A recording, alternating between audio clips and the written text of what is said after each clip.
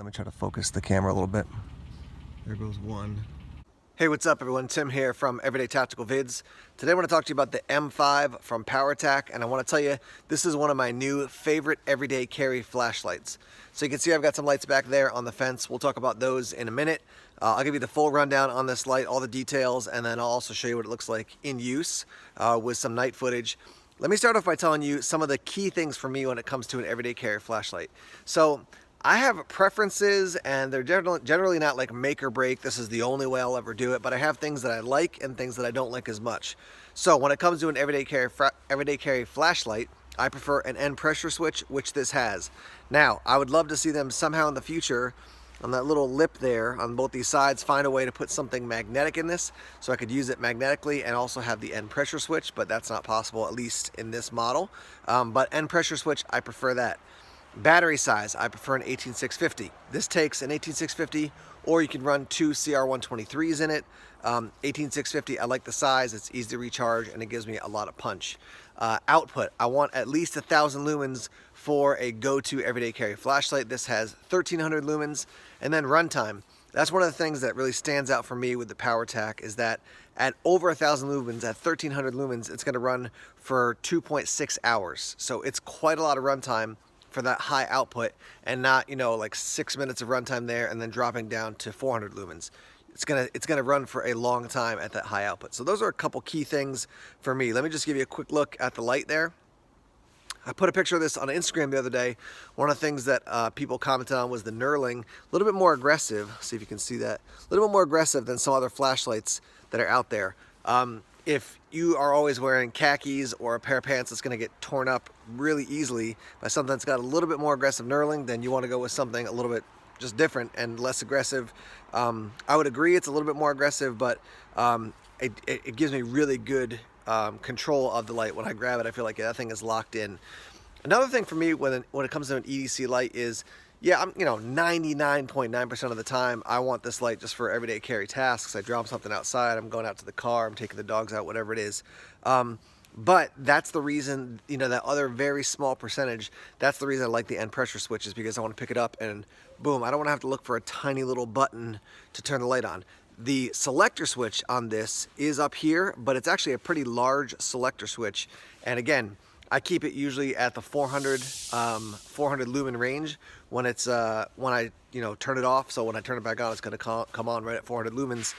So I don't have to worry about selecting up to a certain level. It's got that memory feature. It's going to lock in, and so boom, I can turn it on and go right up to whatever I set it at. So yeah, let me give you some of the details on this light, and then I'm going to talk about these other lights behind me, just comparing this light with those. Then we'll roll in some night footage, and then we'll wrap up the video.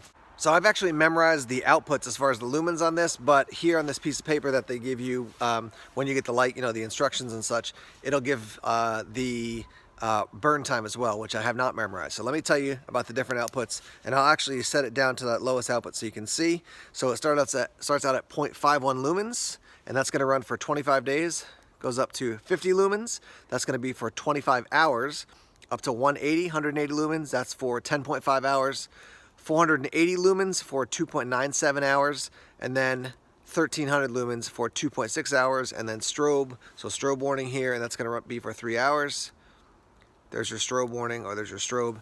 Again, runs off an 18650 or two CR123s, so you got a couple different options there as far as your batteries. So it is made of aircraft grade aluminum, type 3 anodized. It's IPX8 rated, so submersible down to 2 meters, which at first was interesting to me because of that charging port right there, which is proprietary. It's not a USB, micro USB. You get a little magnetic charger that goes with it, in addition to a bunch of other goodies. You get some stickers, you get some paperwork, you get some lanyards, things like that. But there is no access point for water to get in through that charging port, which when I first got it, I thought water's going to leak in there, but it's sealed. That's not going to happen. So yeah, that's kind of the quick rundown on this light. Let me grab some of these other lights now and just talk to you about the different lights and why this one stands out to me. Let me start by grabbing another Powertac that I like a lot. This is the E5R. You can see it does have the USB port on the side. The difference here is that this one is just a little bit shorter in size. Pretty similar as far as what the bezel looks like, but just a tiny bit shorter here. And actually, as I say that, let me roll in on the bottom of the screen here. Let me roll in your size so you can actually know the different measurements for this thing. But I do like the E5R a lot, and it's been a good light for me, but this one's a little bit shorter, so I appreciate that. Just a tiny bit of size reduction, but still a lot of output there. Let's compare it now to the ThruNite TC15, which I do like this light. Again, if you follow my channel, you're gonna know that right there is the main beef for me, that side selector switch as opposed to an end selector switch. And you can see size-wise, they're almost the exact same size. This one again has a little bit more of an aggressive knurling. This one's a little smoother. Pocket clip, you can see this one's gonna run a little bit deeper in your pocket, but not by a ton. So yeah, that's another similar flashlight. You're gonna get more output out of this one, but again, one thing I talk about regularly is that sometimes you have a light and it's like, this one gives you 2,000 and this one gives you 2,900 lumens between two lights. And I'm like, that's cool, but do I need that extra bump for either what I'm paying or for other features I might be losing? So yeah, more output, but a little bit, no, what did I say? About the same size, but I just like the overall build on this thing a little bit more. So that's the ThruNite TC15. Let's talk about the Olight M or S2R Baton 3, or this is the 2. This one definitely is smaller. It's definitely smaller. Side pressure switch to turn it on. Deeper pocket clip. Sort of aggressive knurling, but it's been smoothed out. This has definitely got a little bit more texture to really grab a hold of. Again, end pressure switch is a real win. I do like the S2R Baton 2, but I do like this one even more because of that end pressure switch. So all these lights that I've shown you so far have all been EDC lights for me that I've enjoyed, but this one is leading the pack at this point. And then one of the ones I've really liked a lot from Olight recently, this is the M2T, which is it's one of their Warrior flashlights. The original one had the magnetic base and then the side activation switch. This one has a pressure switch on the bottom there. This one's a little chunkier though. I think this one's a little bit more streamlined. This one's smoother. This one's got a little more aggressive knurling. As far as charging this one doesn't have a USB, does it? No. So you got to take your battery out and charge it up, as opposed to just popping this one on, or popping the magnetic charger on. There are some people who are going to say, well, that's proprietary. What if you lose it? That's true, but when you invest money into a light that's a good light, generally you're a little bit more careful. I would like if they made this into USB, but I don't mind the fact that it's proprietary. That's not a deal breaker for me, at least with this light, because there's other advantages. This one has a lot more diversity as far as setups and outputs and things like that, the way the end pressure switch works. Honestly, I think with the M2R, the original Warrior that I looked at, it was just really complicated. I think it's the M1X Striker I actually liked more than the Warrior, even though the first Warrior was newer, just because it was complicated. This one's a little bit easier as far as understanding all the different features, but this one's like press the end pressure switch and then selector, and that's it. So charging is easy for this thing. You're going to attach the magnetic charging cable, plug it into USB, into the wall, whatever it is. When you do that, there's a little note that says click tail cap to charge. You click the tail cap and that completes the circuit so it can actually charge. And then you have I think it's red when it's charging and then blue when it's fully charged. So relatively simple to do that, not super complicated. This thing is definitely lighter and more streamlined than the M2T from Olight. And again, like I said, I've liked all these as EDC flashlights, but the MR from, this is the Gen X, MR Gen X from Powertac. Sorry, I got so many flashlights in my head right now. This has been a really, this has been a lot of fun to use, and it's functioned really well. So there you have it, the MR from Powertac. Let's roll in some nighttime footage here.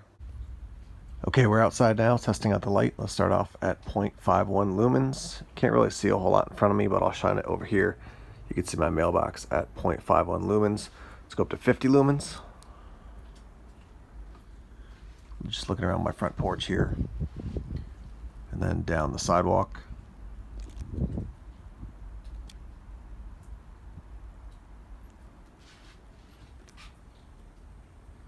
So yeah, I mean, obviously you can see quite well just with the 50 lumens. Let's go up to 180 here.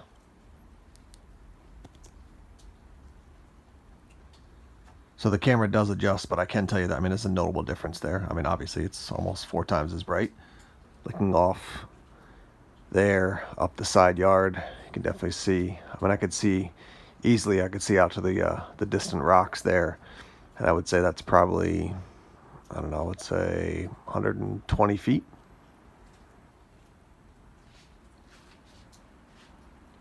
You can see out into the road here. Next setting is 480.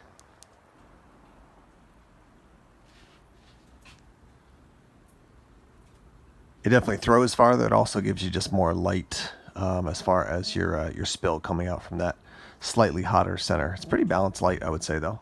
Let's go up to the highest setting, the turbo. That's 1300.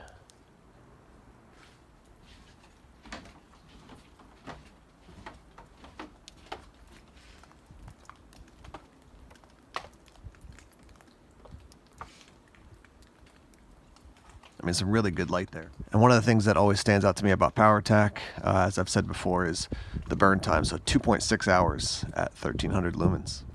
You can clearly see across the street to my neighbor's yard, and that's a solid distance away, and I can see actually up into their backyard. Just shining it at the tree here, strobe warning.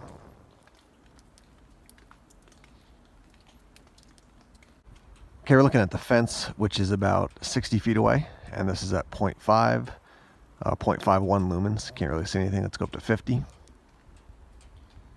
So now you're picking it up. Let's go up to 180. And when I shine at the gate there, I can see all the way to the edge of the house and all the way over to the edge of the fence there. So that's 180. Let's go to 480. Yeah, definitely a slightly hotter center, but a very balanced beam that's coming out of there, with some nice, yeah, it's just some nice spill coming out of that center. And let's go up to the highest setting, the 1300.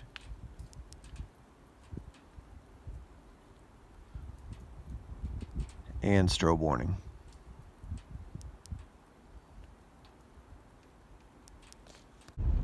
As you can probably tell from the bumpy camera, I'm out cruising some of the very quiet, lonely back roads in New Hampshire, see if I can spot any animals and test the light out here. If we don't see any animals, I'll just pull over and we'll check out kind of the throw of the light. But yeah, see if we can spot anything while we're out here.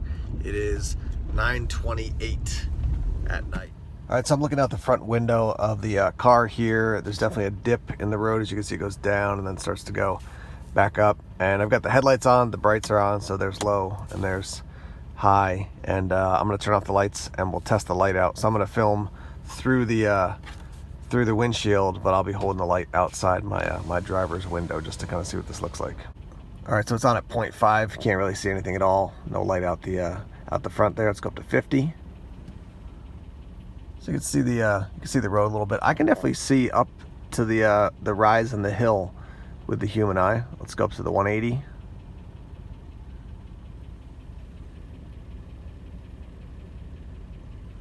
I mean, on camera there, you could start to see the light.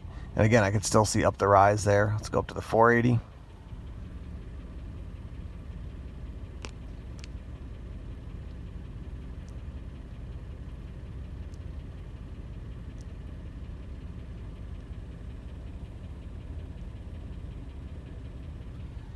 Again, I could see even better. I can definitely see to the bottom of the slope here, and then where it starts to go up quite clearly. Let's go up to the 1300.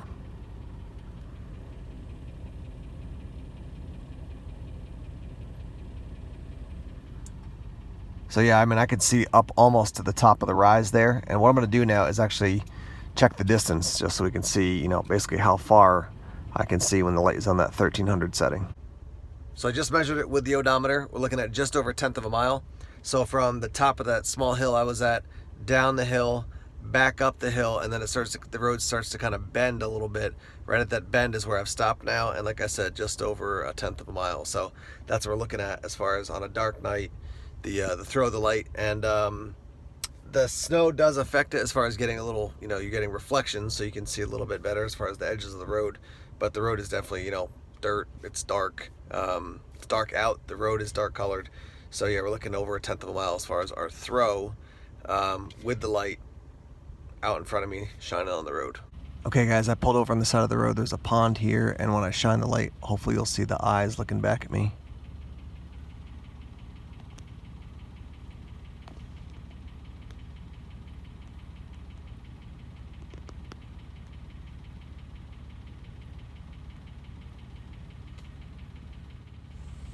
So we got some deer off there. A little bit hard to see. Let me try to focus the camera a little bit. There goes one.